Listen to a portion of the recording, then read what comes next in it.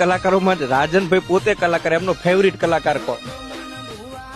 આમ તો જે સારું ગાતો હોય કલાની લાઈનમાં, કલા એટલે આમ સરસ્વતીની દયા કહેવાય.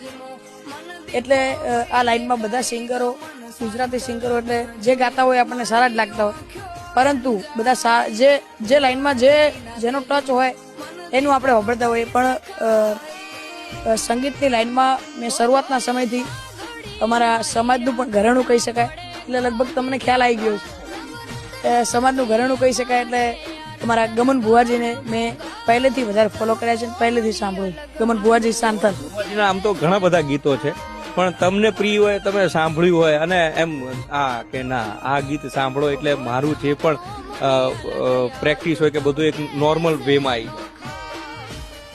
આમ તો ભુવાજી માટે પણ મેં એક ગીત ગાયેલું છે, યુટ્યુબ પર પણ છે.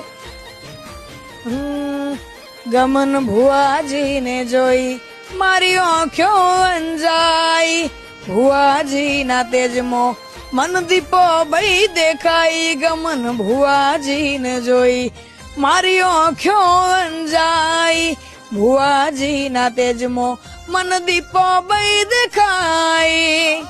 આ ભુવાજી માટે જ